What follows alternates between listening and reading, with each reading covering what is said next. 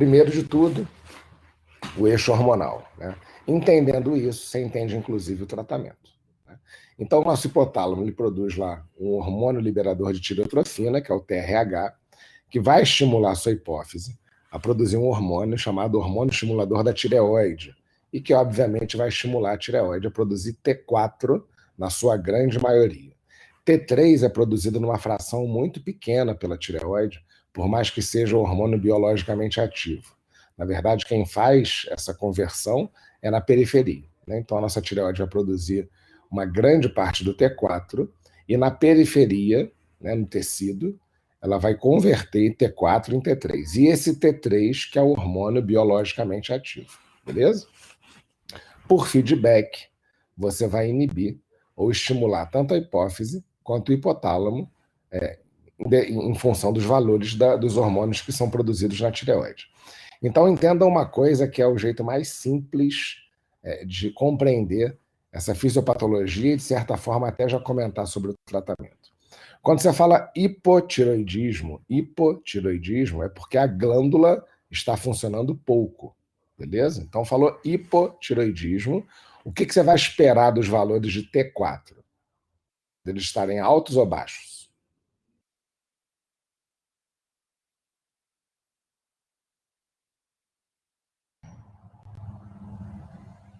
Baixo. Perfeito. Se é hipotiroidismo, quer dizer que há uma hipofunção da tireoide. Consequentemente, os hormônios tiroidianos vão estar em seus níveis mais baixos, né? Numa tentativa de reverter esse quadro, a hipófise vai detectar esse baixo nível circulante, né? Vai haver um feedback, e aí, para tentar melhorar essa função, ela vai tentar estimular mais a tireoide. E aí, vocês acham que o TSH vai estar baixo ou alto?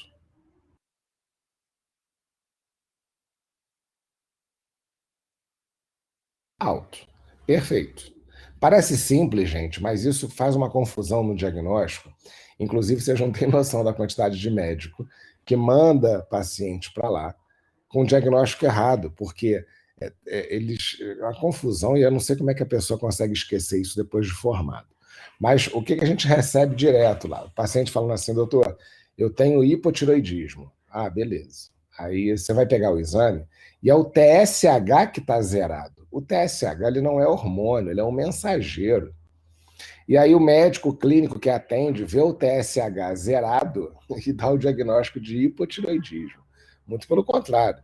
O TSH suprimido, se você pensar no feedback, é diagnóstico de quê? De hipertiroidismo ou de hipotiroidismo? De hiper, né? É só você pensar o contrário. Se no hipertiroidismo você tem um excesso de função tiroidiana, a sua produção hormonal está muito alta, então o seu T4 vai estar muito alto.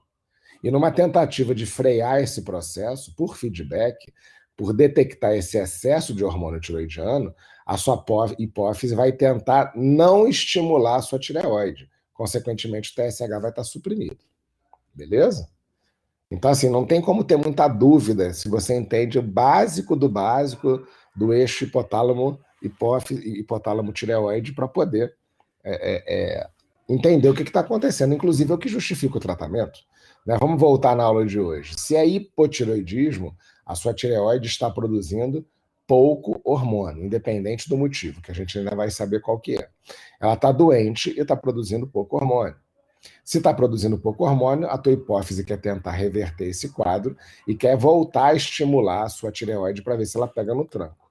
Consequentemente, o TSH, que quer dizer hormônio estimulador da tireoide, vai subir. Nesse ponto, você acabou de fechar o diagnóstico. E aí, muito cuidado, porque vocês também fazem essa confusão na hora do tratamento, como se fosse aquele papo que a gente teve do diabetes, né?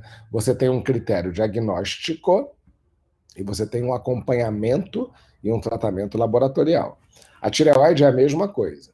Se você tem hipotiroidismo, a sua produção de T4 está baixa e por feedback o seu TSH vai estar alto, tentando estimular a sua tireoide a voltar a produzir normalmente o hormônio, qual que é o tratamento? Repor levotiroxina, que é o T4. né? A gente, na maioria das vezes, não repõe T3, né? Isso é um assunto para depois. A gente não repõe T3, salvo raríssimas exceções que a gente ainda vai discutir. Aí você vai repor T4, a levotiroxina.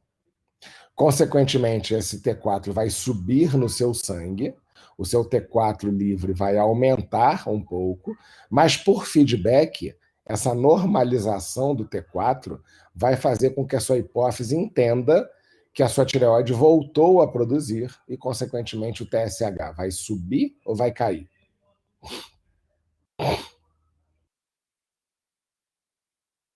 Vai cair, beleza? Então, seu TSH ele vai começar a normalizar. E é por meio desse TSH que você vai acompanhar o tratamento do seu hipotiroidismo. Porque enquanto o seu TSH não estiver em valores normais, e aí quando você trata hipotiroidismo, não basta simplesmente colocar ali dentro da faixa de normalidade, você quer um valor aí médio entre 1,5 e 2, que é o valor ideal de TSH. Então, se você quer simular uma produção de hormônio normal numa pessoa saudável, você tem que colocar o TSH, o mecanismo de feedback, dentro também de um valor considerado normal para uma pessoa saudável. E aí, se você der pouco hormônio, o seu TSH não vai chegar onde você quer. E se você der muito hormônio, o seu TSH ele vai passar do que você quer. Então você tem risco, inclusive, de fazer um hipertiroidismo medicamentoso pelo excesso de tratamento. E aí que às vezes você confunde, porque tem pacientes que chegam lá com hipotiroidismo, em tratamento, em reposição de hormônio tiroidiano, e que no controle laboratorial o TSH zerou. O TSH veio 0, alguma coisa. Aí a gente pergunta assim, qual que é o diagnóstico desse contexto? É hipotiroidismo, só que ela está tendo uma iatrogenia. Você está tendo um hipertiroidismo medicamentoso pelo excesso de hormônio tiroidiano. Mas a patologia continua sendo o hipotiroidismo. Porque você já teve o diagnóstico, agora você está monitorando, acompanhando o tratamento. Beleza? Vocês entenderam isso?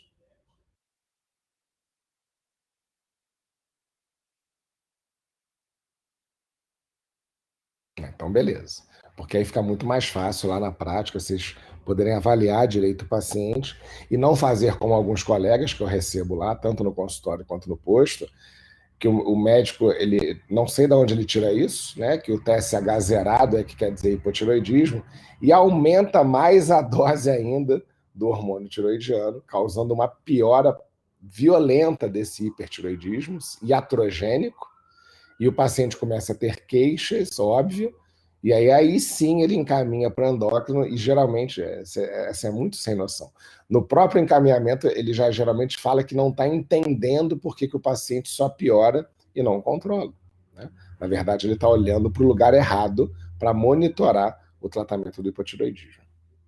Bom, esse é o básico da fisiologia hormonal da hipófise, né, e da tireoide, desse eixo hipotálamo, hipófise, tireoidiano, beleza? Isso aí justifica a patologia e isso justifica o tratamento. Agora é interessante também a gente saber a anatomia, o básico de anatomia da tireoide, para poder entender as queixas do paciente e atribuir ou não a doença tireoidiana. Então, lembrando aqui o básico, a tireoide é uma glândulazinha em formato de borboleta. A gente tem dois lobos, né, o esquerdo e o direito, e elas estão ligadas por um istmo, que é uma ponte que une esses dois lobos. E ela está localizada na frente da tireoide, que por sua vez está localizada na frente do esôfago. Está aqui a relação anatômica entre essas estruturas, beleza? E ela está na base do pescoço, praticamente aí alguns centímetrozinhos acima da sua fúrcula external, beleza? Por que tem que entender essa anatomia básica? Para você poder avaliar as queixas do paciente e saber se você vai atribuir ou não a tireoide. Né? O exemplo mais básico que eu dou são pacientes com micronódulos, por exemplo, vamos supor um nódulo de 0,5 centímetro que não causaria nada, e o paciente chega para você queixando que está com dificuldade para engolir. Né? Não tem sentido. né? A tireoide está na frente da traqueia, que está na frente do esôfago. Esse nódulo, principalmente esses micronódulos, esses é que não vão ter praticamente nenhuma sintomatologia. Mas aí é o psicológico, né, do paciente. Depois que ele sabe que ele tem um problema de tireoide, qualquer coisa que ele sinta na garganta, no pescoço, ele vai atribuir a tireoide, beleza? Então, muito cuidado, porque vocês têm que saber essa anatomia, inclusive também para poder fazer o exame físico correto. Todo paciente com doença tiroidiana tem que ter sua tireoide palpável em todas as consultas, para saber se a tireoide está maior, se ela está menor, se ela está dolorida, se ela tem nódulo. Faz parte do exame físico, né? Até porque é um exame tão simples, né? De fácil acesso, vamos dizer assim. A técnica também é muito simples, como vocês vão ver lá na prática. Então, você tem que ter uma noção dessa anatomia para saber o que você examina e quais vão ser as queixas do paciente relacionadas a isso. Tranquilo? Bom, essa foi o basicão para entender, mas a gente praticamente já adiantou 80% do assunto de hoje. Hoje vamos falar então sobre hipotiroidismo, né? É uma síndrome clínica que você vai ter decorrente da baixa produção de hormônio tiroidiano. Se você produz menos hormônio tiroidiano, e esses hormônios são responsáveis por todos os processos metabólicos do nosso corpo, obviamente você vai ter uma lentificação desses processos. Primeira coisa, né? A não se atribuir. Hipotiroidismo engorda ou não?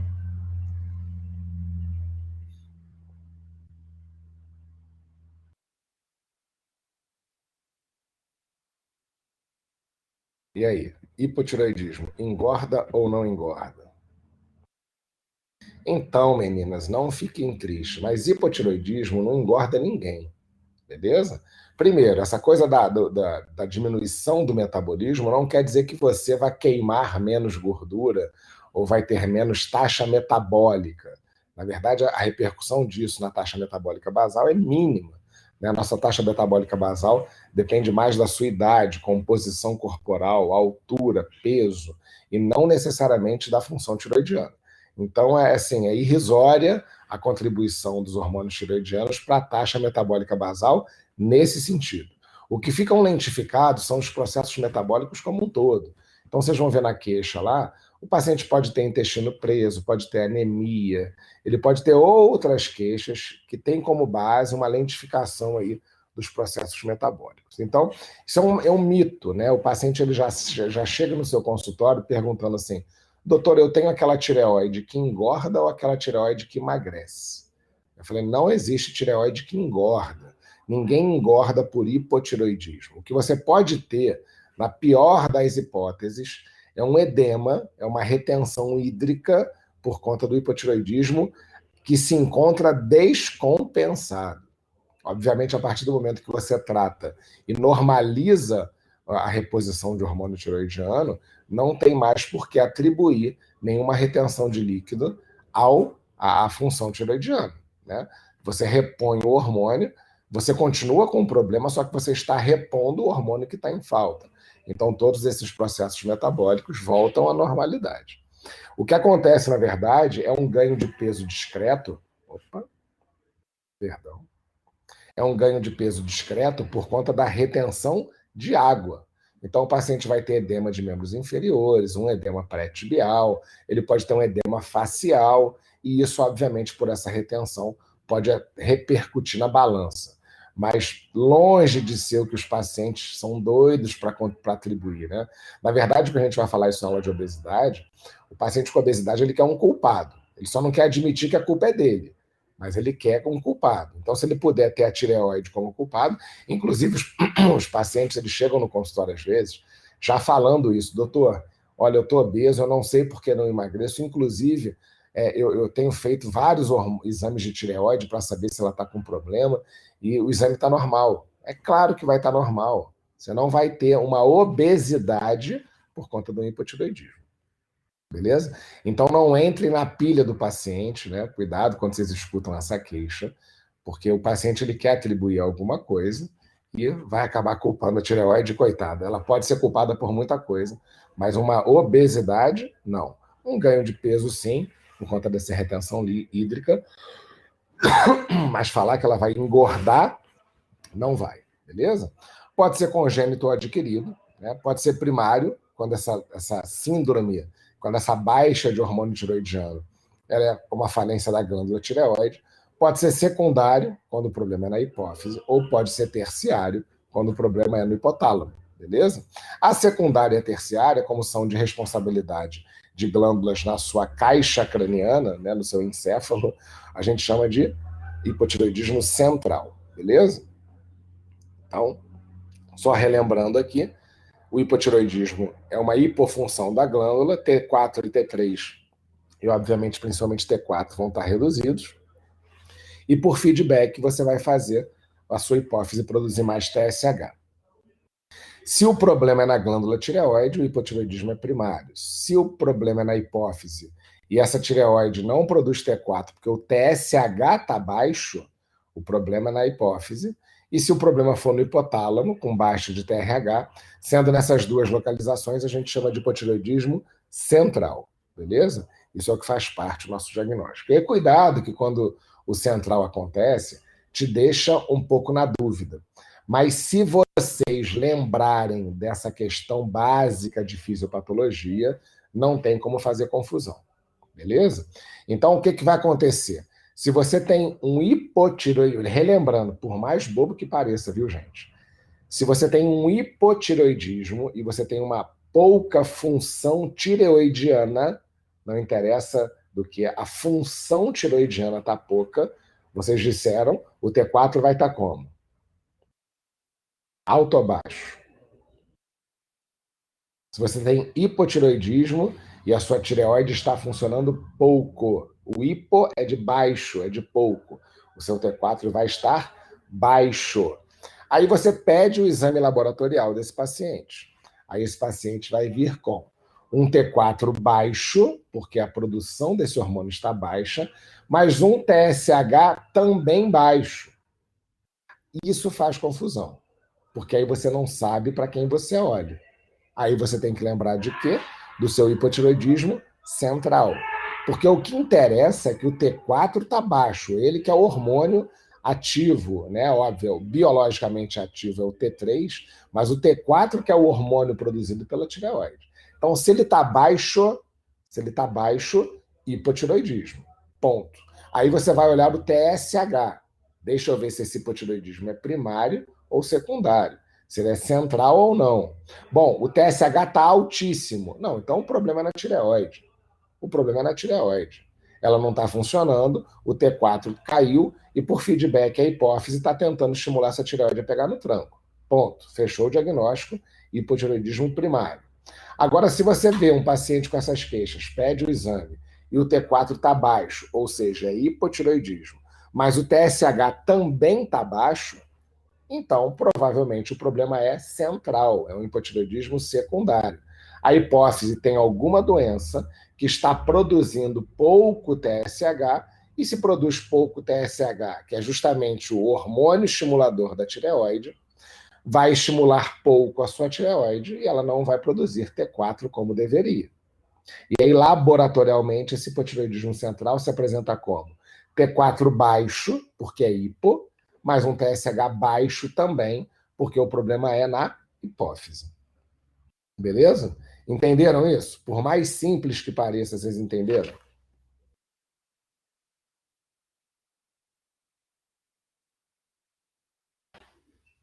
Beleza, então. Bom, o primário corresponde a quase 100% dos casos. O Gabriel também pode, cara. É raro, mas pode, né? Você tem neurotrauma, né? Você tem doenças hipotalâmicas, você tem algumas síndromes isquêmicas da hipófise, você pode ter trauma, né, cerebral e você pode comprometer o hipotálamo também. É raríssimo, raríssimo, raríssimo, raríssimo, mas pode ter. Beleza? Tanto é que vocês estão vendo aqui, ó, o primário, a doença da tireoide, corresponde a quase 100% dos casos, até 99% dos casos. Eu só tenho dois casos, não, dois ou três casos lá no Vilela de hipotireoidismo central. O problema é que quando é central, por exemplo, quando o defeito é na hipófise, raramente vai ser um defeito que acometa só as células produtoras de TSH. Né? Aí você vai ter que lembrar da função hipofisária, porque geralmente o comprometimento de outras produções hormonais também está acontecendo. Então você pode ter comprometimento no ACTH, no GH, aí você pode ter algumas coisas além do hipotireoidismo central. O hipotireoidismo central raramente vem sozinho, porque o local onde é produzido o TSH também é produzido os outros hormônios da hipófise, beleza?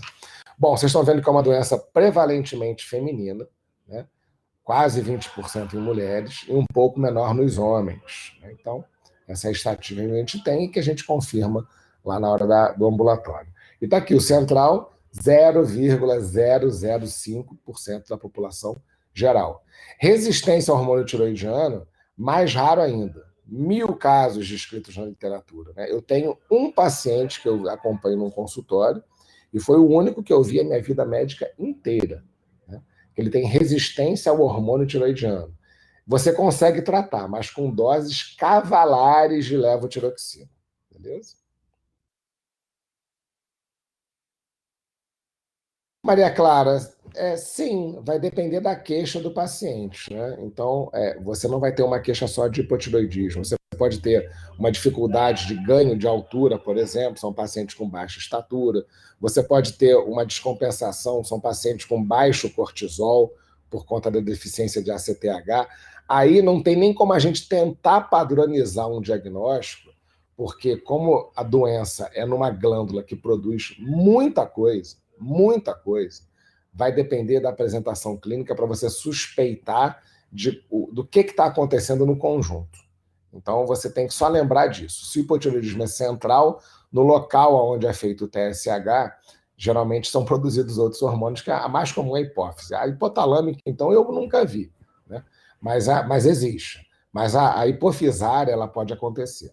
E aí você tem algumas doenças, né, do nascimento, né, problemas anatômicos lá de agenesia de hipófise, de lesão de haste hipofisária no trauma. Então, vai depender da etiologia. Por exemplo, se você tem um paciente com agenesia de hipófise, ele vai ter carência de todos os hormônios do corpo dele, praticamente. Ele não vai produzir LH, nem FSH, nem vai produzir ACTH, nem GH, nem TSH, porque todos esses são produzidos na adenopófise. Né? Pode ter um diabetes insípidos, dependendo de onde seja a lesão hipofisária. Então, não dá para generalizar. O único detalhe diagnosticou hipotireoidismo central, rastreie para as outras deficiências hormonais. Beleza? Por conta disso. Mas não dá para generalizar e falar assim, vai ser isso. Não. Você vai dosar o TSH está baixo, então você vai ter que dosar o seu ACTH, o LH, o FSH, todos os hormônios produzidos pela hipófise. O hipotireoidismo congênito, ele também acontece, né? Só que com o rastreamento do teste do pezinho, isso tem se visto cada vez menos, né?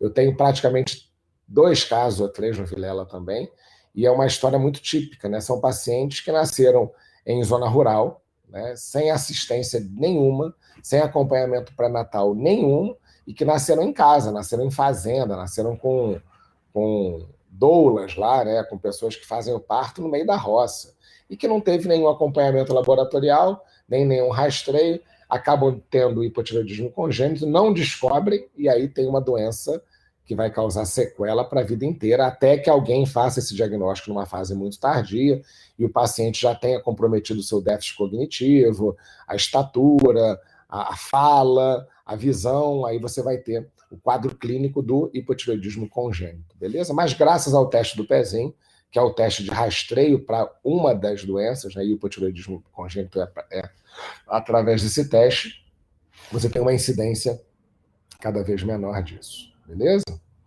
Então tá aqui, ó, 70% dos casos de hipotireoidismo congênito é por uma digenesia tiroidiana, né?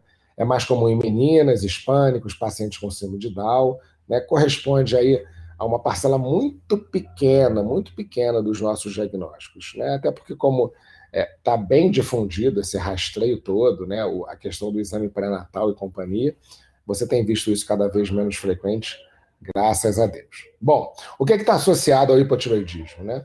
Os extremos da idade, principalmente em pacientes idosos, mais comum no sexo feminino. Se você tem um bócio presente, ou seja, um aumento da glândula tireoide geralmente é mais frequente por isso. Doença nodular tiroidiana pode ter relação, mas não como causa. É um risco, mas não é causa. É uma doença com uma história prevalente muito grande na família. Então, filhas de mães ou pais hipotiroideus geralmente vão ter, né? Lembrando que acomete mais a mulher. Qualquer terapia de cabeça e pescoço, radioterapia, pode fazer a sua tireoide literalmente parar de funcionar. Então, também é um fator de risco para isso. Algumas doenças autoimunes da tireoide, né, e extratiroidianas também. A gente fala que doenças autoimunes não vêm sozinhas, né? Então, se você tem uma doença autoimune extratiroidiana, aquela autoimunidade pode virar na sua tireoide, fazer ela funcionar mal depois de um tempo. Alguns medicamentos podem fazer isso, né? O mais comum na nossa prática clínica é o lítio, um tratamento usado para tratamento de doenças psiquiátricas. Então, o lítio interfere na hormogênese lá da tireoide. A miodarona, um remédio extremamente comum, né, na prescrição cardiológica, também pode influenciar. A miodarona ela é rica em iodo, então você pode ter ou um aumento ou uma diminuição da função tiroidiana. Obviamente, a baixa ingestão de iodo também pode. E a infecção pelo vírus da hepatite C, não se tem uma noção clara dessa agressão, mas é comum também nesse tipo de paciente, beleza? Então, sempre que vocês escolherem uma anamnese e houver uma história dessa, algumas dessas histórias, fiquem de orelha em pé, que eventualmente vocês vão ter que fazer o diagnóstico também do hipotiroidismo. Maria Clara, não tem como proteger. O lítio ele interfere diretamente na produção hormonal. Não tem nada para fazer. Na verdade, você monitora, né? Não é uma lesão, não é uma alteração que aconteça num primeiro momento. Não quer dizer se alguém tomar lítio, já vai ter o problema de tireoide, mas, particularmente, todo paciente que eu vi na vida tomando lítio, depois de um certo tempo, começa a interferir na função tiroidiana. Você pode tentar chegar num consenso com um psiquiatra, né, para saber se realmente é necessário, né, por conta desse hipotireoidismo secundário que está tendo, porque a causa não é uma doença tiroidiana, é uma causa externa. Mas a maioria dos psiquiatras não tira o lítio porque acaba sendo o único recurso que compensou o paciente na sua doença psiquiátrica. E a gente também não questiona. Você vai tratar a consequência, né? Então, todo paciente que usa lítio vai ter que ser monitorado em algum momento desse tratamento da sua função tiroidiana. E aí você vai diagnosticar hipotiroidismo. Eu falo por mim, na prática, por experiência clínica, todo paciente que eu tenho que toma lítio desenvolveu um hipotiroidismo em algum momento, né? Não é regra no começo do tratamento com lítio, mas ao longo do tratamento eu nunca vi nenhum paciente em uso de lítio cronicamente que não tenha desenvolvido uma disfunção tiroidiana, beleza? Mas aí não tem nada que você possa fazer. Nada, a não ser acompanhar, porque qual que é a pegadinha aí, gente? E é bacana essa dica aí para vocês ficarem atentos na hora da prática. O que você vê na prática, principalmente doença psiquiátrica? Você vê pacientes com hipotiroidismo franco sendo tratados como distúrbio psiquiátrico. Pensa naquilo que a gente comentou, né, que o hipotiroidismo ele lentifica todos os processos metabólicos e ele também pode causar depressão, e depressão sintomática, né? Quadro depressivo grave por hipotiroidismo descompensado. E aí, alguns pacientes acabam sendo tratados da depressão, e é raro, tá? Te confesso que é raro, graças a Deus, a maioria dos psiquiatras, quando pega um quadro depressivo de base, pede uma função tiroidiana, rastreia para saber se o paciente não tem hipotiroidismo, mas pode acontecer desse paciente ser tratado da depressão e não da causa, né? Até que uma alma caridosa, um belo dia, pede o exame da tireoide e vê que o problema não é psiquiátrico e é tiroidiano. Isso é um ponto. A questão do lítio, só para fazer conexão aí, a questão do lítio é porque a gente vê muito paciente sendo tratado com lítio. Num determinado momento, ele melhora, obviamente, da doença psiquiátrica. Só que se ele evolui com hipotiroidismo e ninguém vê, ele vai ter uma recaída do quadro depressivo.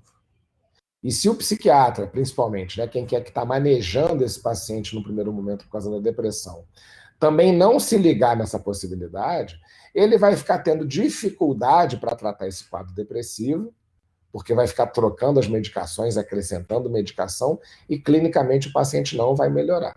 Até que alguém faça a relação do uso do lítio com alteração da função tiroidiana.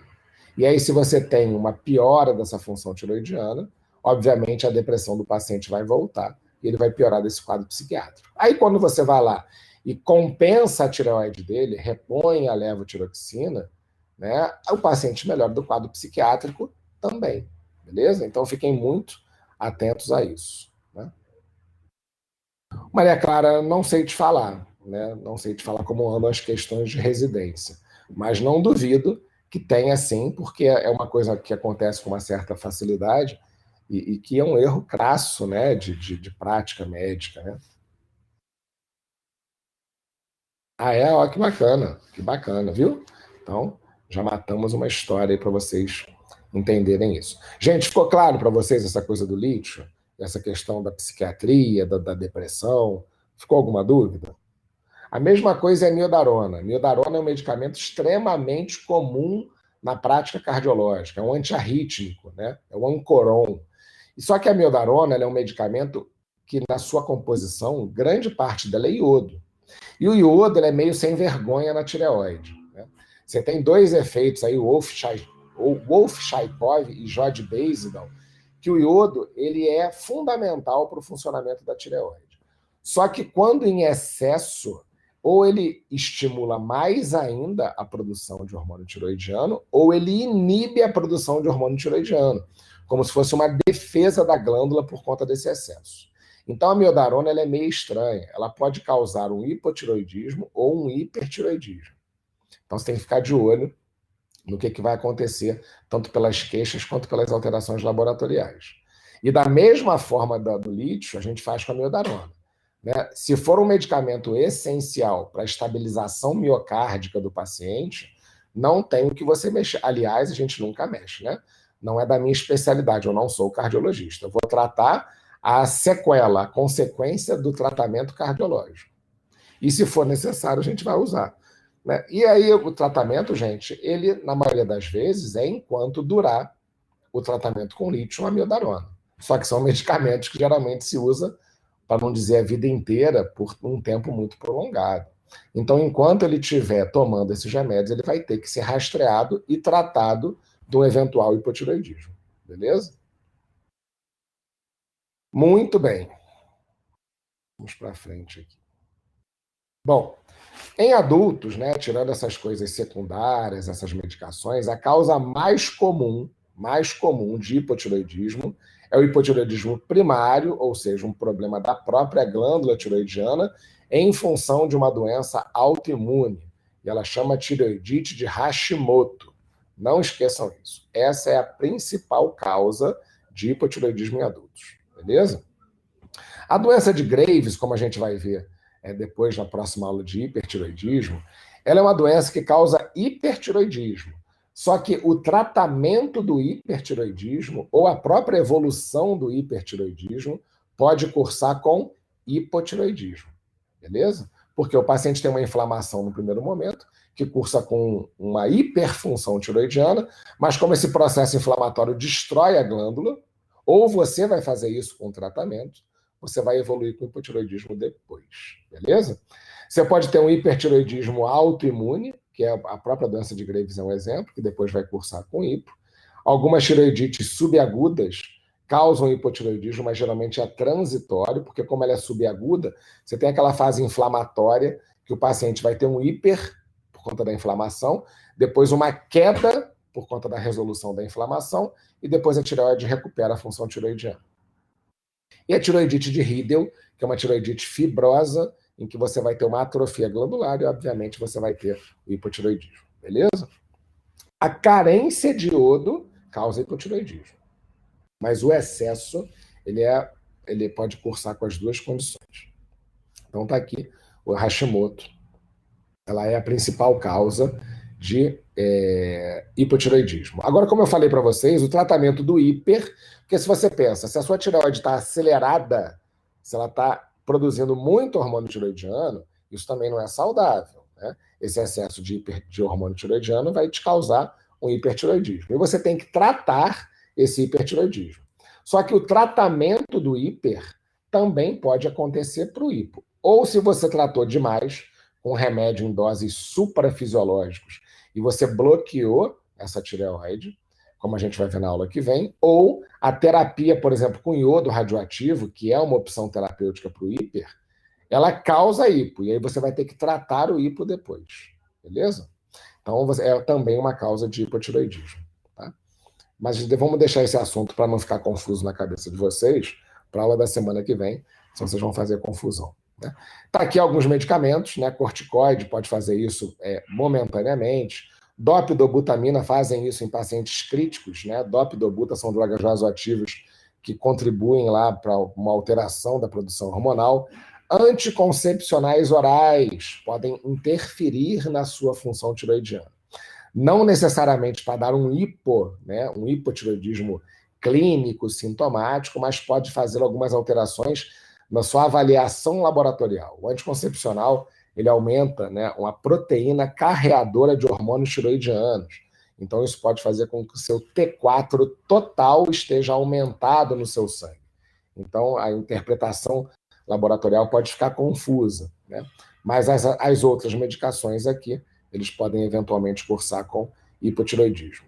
Radioterapia externa do pescoço, é óbvio, né? Você frita a sua tireoide, então se você vai tratar lá um linfoma de Hodgkin e não Hodgkin, fazendo uma radioterapia externa, você pode queimar a sua tireoide, e obviamente ela vai ficar atrófica e vai ficar hipotireoideia, então muito cuidado porque você tem que rastrear. E o hipotireoidismo central, ele pode ser adquirido, por exemplo, um processo neoplásico, inflamatório, infiltrativo, que comprometa tanto a sua hipófise quanto o seu hipotálamo.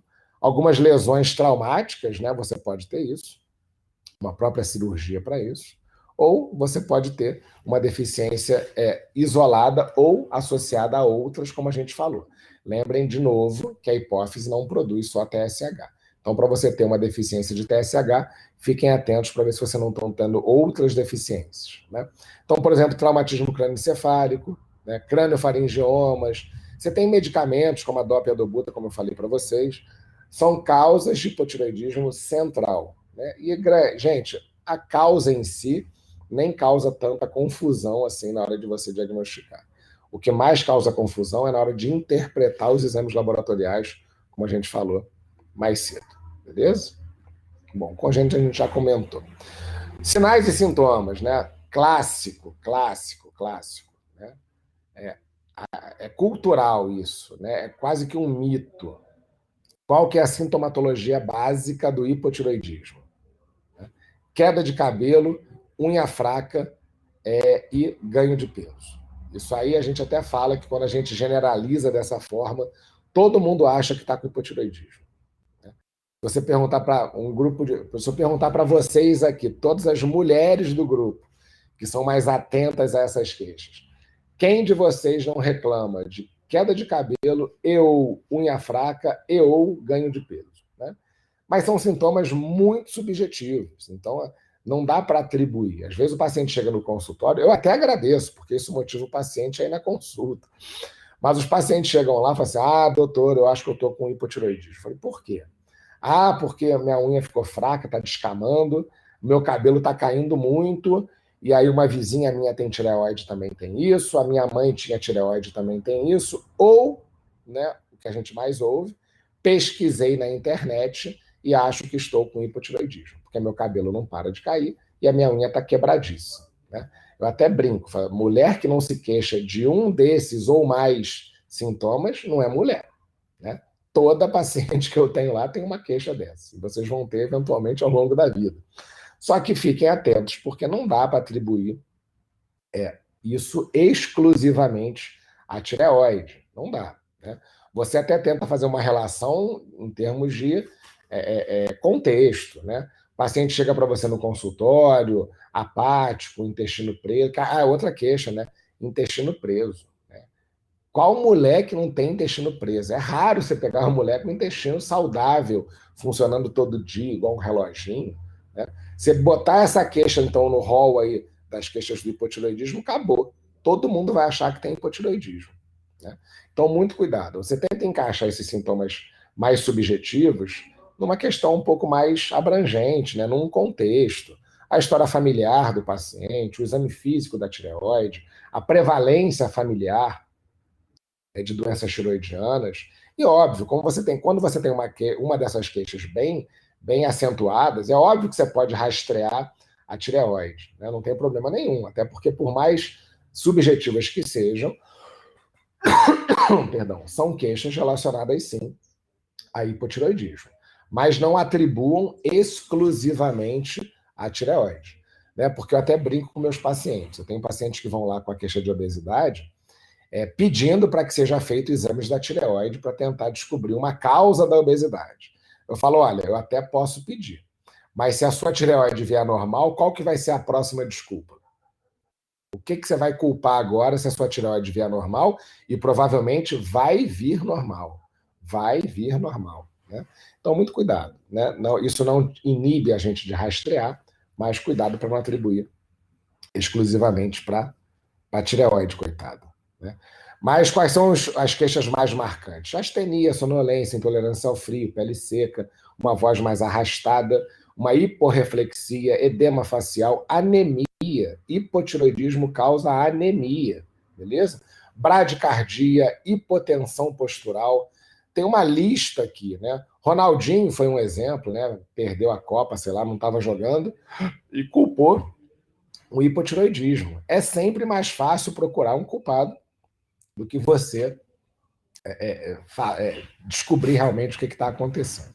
Né? Esse foi o exemplo mais famoso que a gente teve, inclusive que motivou, olha o exagero, motivou uma nota técnica da Sociedade Brasileira de Endocrinologia a respeito, né, de toda essa polêmica que houve na época em relação à queixa do Ronaldinho, atribuindo o seu fraco desempenho, a sua obesidade, perder a Copa, sei lá, qualquer coisa parecida, por conta do hipotireoidismo. Né? Eu não sou muito chegado a futebol, não sou muito ligado nisso, mas não deu para não perceber, por exemplo, o ganho de peso. Aí culpar o Ronaldinho naquela obesidade dele ao hipotireoidismo, né, é demais. Né? Se isso acontece com um cara, coitado, imagina com aquele paciente nosso do SUS. É lógico que ele está doido para descobrir um culpado. Então, cuidado na hora de ouvir os pacientes. Né? Tentem sempre relacionar as queixas num conceito um pouco mais complexo, né? Um pouco mais abrangente, para poder fechar o diagnóstico de hipotireoidismo. Fiquem muito atentos a essa primeira linha aí. Ó. Você pode ter uma condição chamada dislipidemia secundária. Então, você pode ter um paciente com uma dislipidemia de difícil controle e quando você vai pesquisar, a causa pode ser um hipotireoidismo descompensado. Mas olha a quantidade de alterações que uma doença tireoidiana, que uma condição tireoidiana pode acontecer. Né? Você pode ter aumento de transaminase, elevação de proteína C, você pode ter cefaleia, tonteira, zumbido, adinamia, você pode ter distúrbio visual, déficit cognitivo, parestesia. Gente, se eu for ficar falando de todos aqui, a aula não acaba. Olha, depressão, glaucoma, né? Pele seca, queda de cabelo, madarose, edema facial, edema de membros, uma cicatrização mais lenta das feridas, bradicardia, redução do débito cardíaco, inclusive, meninos, muita atenção porque o hipotireoidismo descompensado descompensa outras doenças cardiológicas. Então, você tem que ter essa noção para poder saber a quem culpar e poder urgenciar um determinado tratamento. Né? Se você não compensar a tireoide do paciente, ele vai ter uma dificuldade para compensar das outras patologias que ele tem. Um paciente com hipotireoidismo, por exemplo, não compensa de uma anemia. Um paciente com hipotireoidismo descompensado não melhora a sua função cardíaca, mesmo com tratamento cardiológico.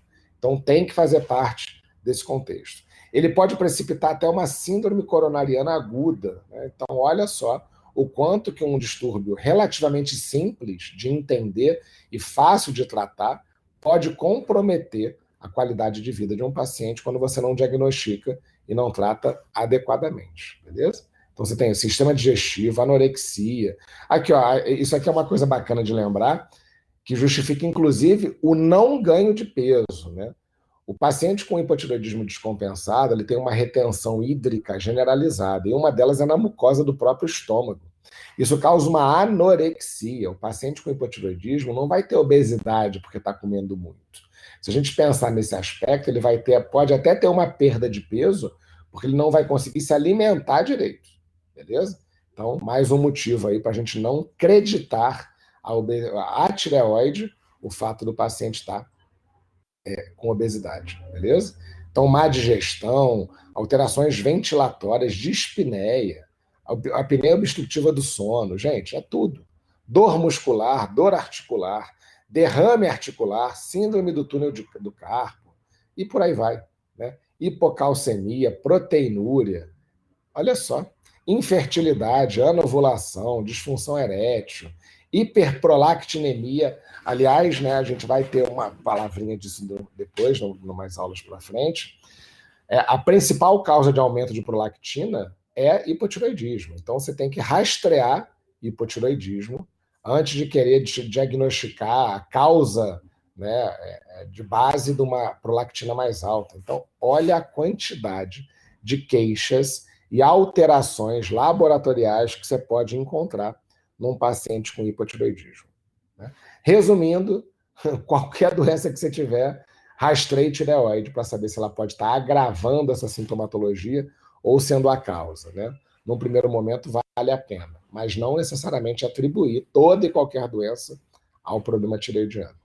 Essa emergência aqui, que é o coma mixedematoso, a gente não vai falar sobre ela, porque vamos ter uma aula prática disso alguns períodos mais à frente. Né? No 9º período, a minha parte com vocês lá no laboratório de simulação realística, é nas emergências tireoidianas. Então, a gente vai rever toda aquela questão de hiperglicemia, cetoacidose diabética, estado hiperosmolar e tudo mais, e uma delas vai ser justamente o coma mixedematoso, que merece uma aulinha à parte pela gravidade do quadro e pela sintomatologia que o paciente apresenta. Beleza? Diagnóstico laboratorial, gente, eu praticamente já falei para vocês. Se vocês entenderam aquele eixo hipotálamo-tireoide, não tem como não conseguir fazer o diagnóstico laboratorial. Né?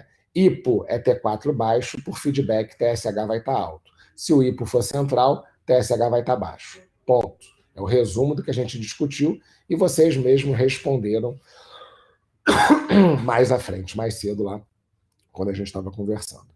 O rastreio vai ser com o acompanhamento. Quer dizer, o rastreio do diagnóstico é com TSH e T4 e o acompanhamento também, principalmente pelo TSH. Beleza? Principalmente pelo TSH. Depois que você diagnostica o hipotireoidismo, você vai repor o hormônio tireoidiano e você quer que esse TSH fique numa faixa de normalidade. Só que muito cuidado com essa faixa de normalidade, porque vai de 0, alguma coisa até quase 6. E às vezes o paciente tem um TSH de 50, como a gente vê constantemente, e aí o clínico, depois que trata, coloca o TSH do paciente em 5 e julga que aquilo está normal. Não, não está normal. Se é para tratar, vamos tratar direito.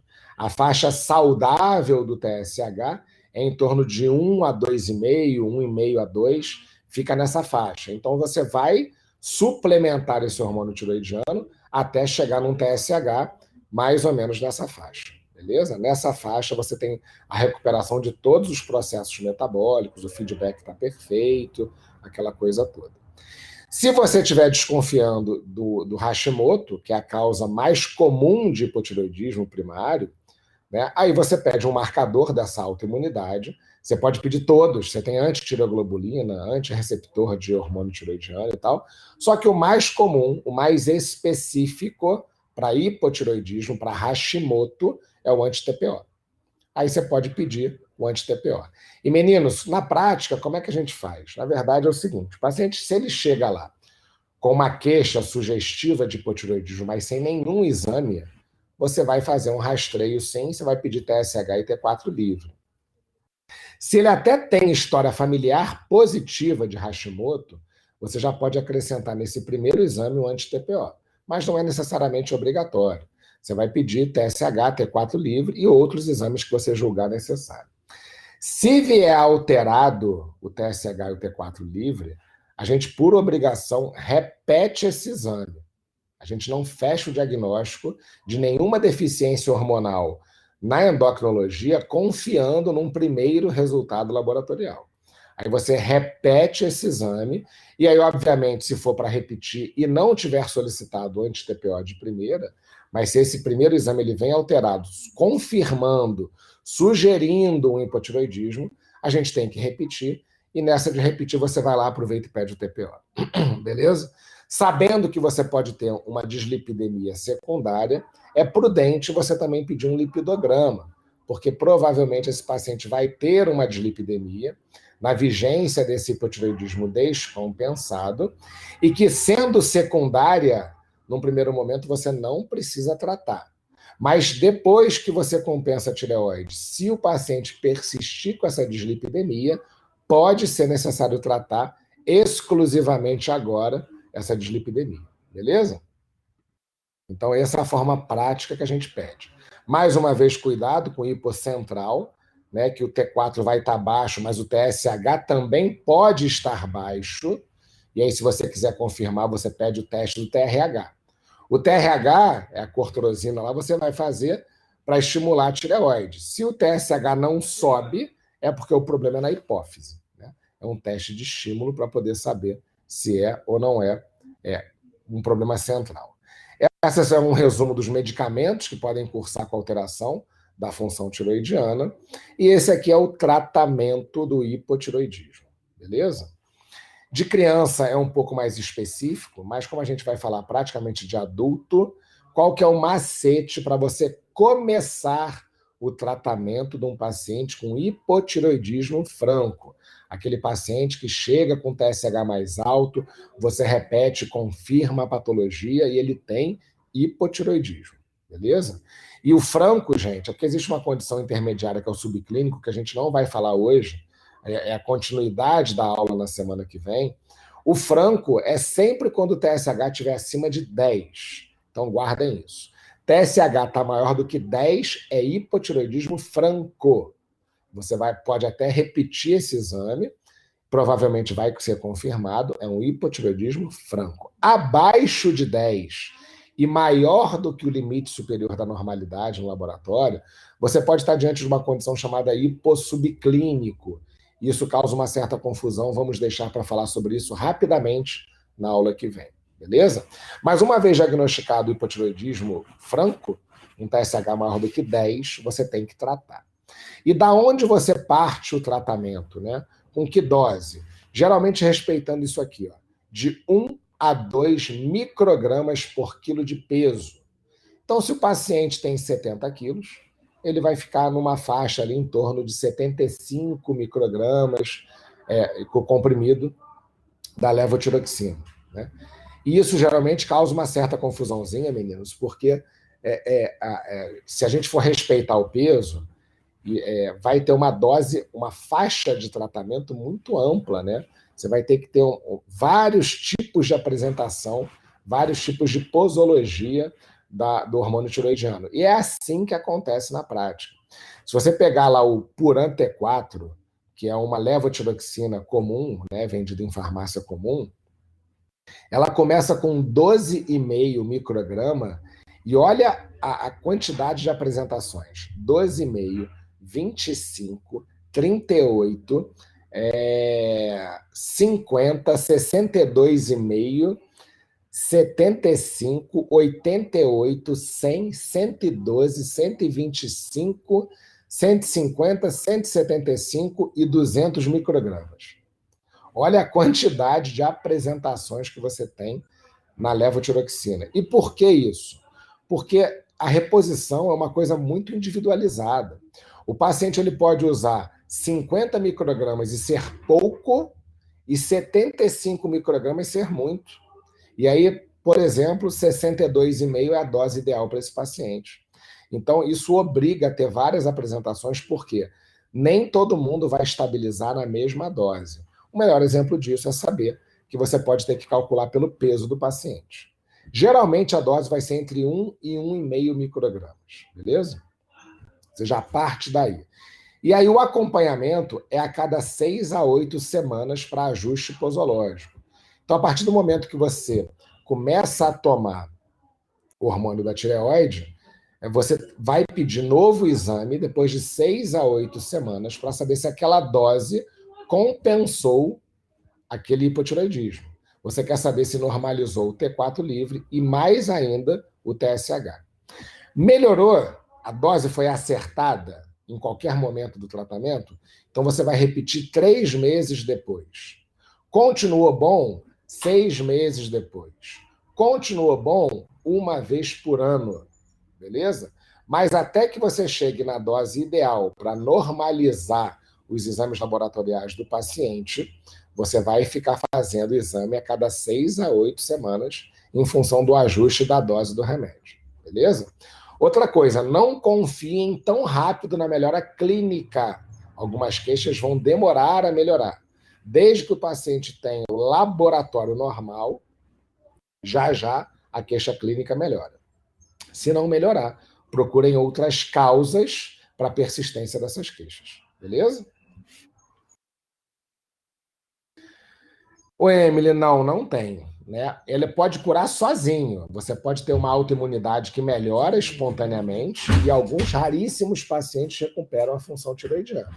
Existem alguns estudos aí relacionando lactose, intolerância à lactose e Hashimoto, intolerância ao glúten e Hashimoto, de você tirar a lactose da dieta, né?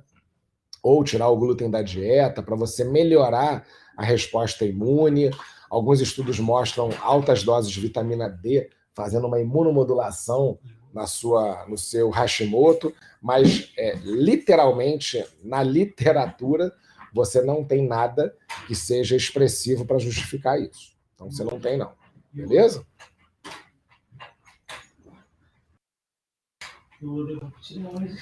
Maria Clara, a levotiroxina tem uma meia-vida de 4 dias. Então, a princípio, depois de 4 dias sem tomar, você já começa a ter uma queda no seu T4 plasmático e, consequentemente, um aumento de TSH.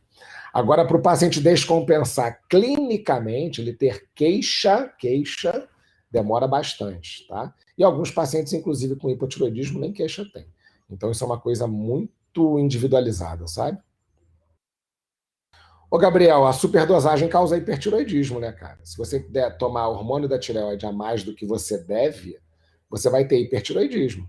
Você vai ter a clínica do hipertiroidismo, que é o contrário do hipo, né? Você vai ter agitação, insônia, tremedeira, taquicardia, diarreia, taquipsiquismo, nervosismo. São sintomas de excesso de hormônio tiroidiano. Beleza?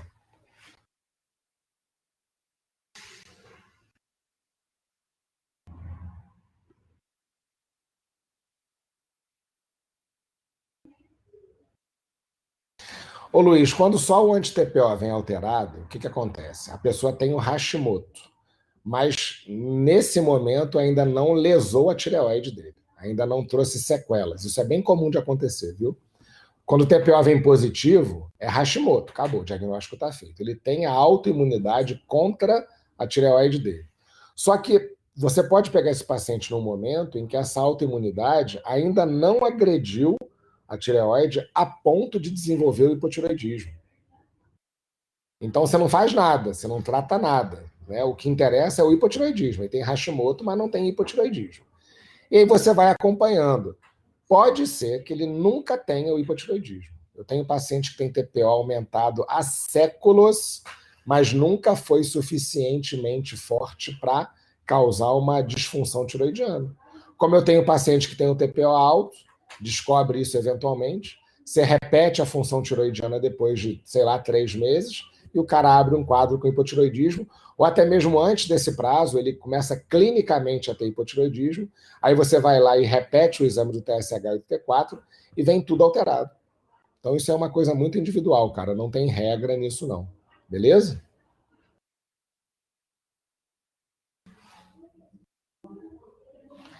Bom, cuidado com coronariopatas, pacientes com insuficiência adrenal e puromiodarona. Por quê? São pacientes que você não pode dar a dose plena, vamos dizer assim, de hormônio tiroidiano.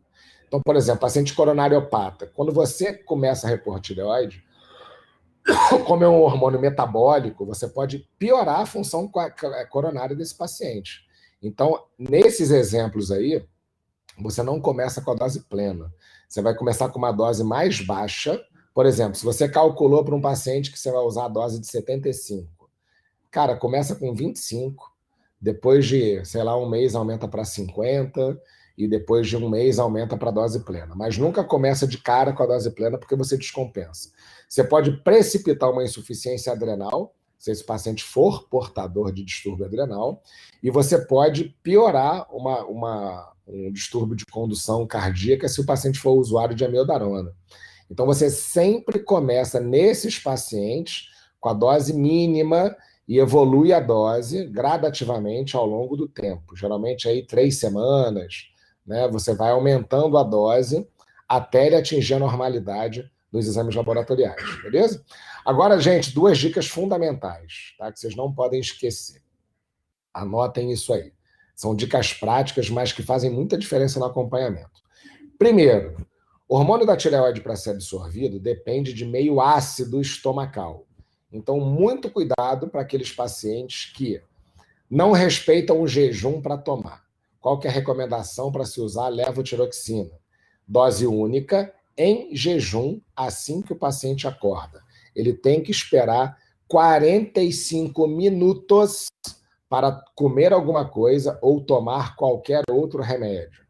E aí, falando dessa questão da acidez estomacal, principalmente os remédios para tratamento de gastrite, né? Inibidores da bomba de prótons, omeprazol, pantoprazol, coisa parecida.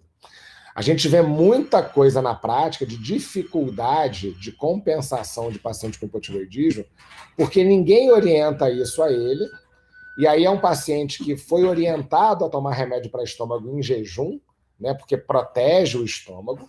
Então, ele de manhã cedo toma um omeprazol da vida e depois ele vai tomar a levotiroxina. Não vai ser absorvido, beleza? Então, muito cuidado na hora de orientar os pacientes que vão começar o tratamento e muito cuidado na hora de monitorar aqueles que já fazem o tratamento e, eventualmente, não controlam nos exames laboratoriais. Aí você pergunta e, geralmente, você descobre. Ah, ô fulano, você está fazendo o jejum adequado? Ô fulano, vem cá, nesse meio tempo, você está tomando algum outro remédio? Ah, doutor, a minha cardiologista me passou omeprazol porque ela falou que eu tomo muito remédio e aí é para proteger o estômago. E ela me passou omeprazol. Ah, e aí você faz como? Ah, doutor, o remédio é para proteger o estômago. Eu tomo ele em jejum. E aí vai ser responsável por isso. Beleza? Então fiquem muito atentos a essa questão da acidez gástrica. E outra coisa, um detalhezinho técnico, comprovado cientificamente, o medicamento genérico, a levotiroxina genérica, ela tem um efeito pior do que os de marca. Então, muito cuidado, porque você pode ter uma dificuldade para compensar pacientes que usam a levotiroxina genérica. E você pode ter uma confusão de tratamento quando esses pacientes alternam entre eles. Começa com levo, depois passa para um de marca, ou começa com de marca e passa para um genérico. Você pode ter repercussão nos exames laboratoriais em função do tipo de remédio. Por mais que seja tudo a mesma coisa, existe uma diferença de princípio ativo, né? De biodisponibilidade. Então, muito cuidado com esses macetes práticos aí. Beleza? Meninos, alguma dúvida? Esses disruptores endócrinos que a gente fala são estudos que mostram que algumas substâncias presentes no meio ambiente podem interferir na função tiroidiana, né? O bisfenol A, que é uma substância presente no plástico, poderia fazer isso, né? Alguns outros pesticidas, substâncias do dia a dia, mas até hoje, por mais que haja uma relação direta, até hoje alguns estudos deixam a desejar. Essa questão do bisfenol A, que é a substância mais estudada e mais responsabilizada, pode justificar alguns hipotireoidismos que aparentemente não têm causa. E aí você pode atribuir a um disruptor endócrino. O problema é que você não tem como comprovar.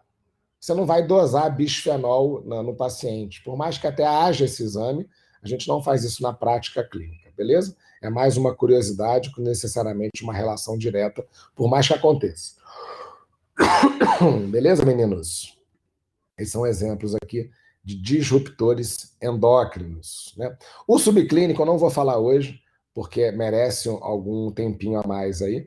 E como a próxima aula é até mais rápida, porque grande parte da fisiopatologia já foi entendida agora, a gente deixa para comentar na aula da semana que vem. Beleza? Meninos, alguma dúvida aí, hipotireoidismo? É bem simples, né? Bem fácil de entender, bem tranquilo de tratar. Então, espero que não tenha nenhuma dúvida, não. Mas se tiver, por favor, me perguntem.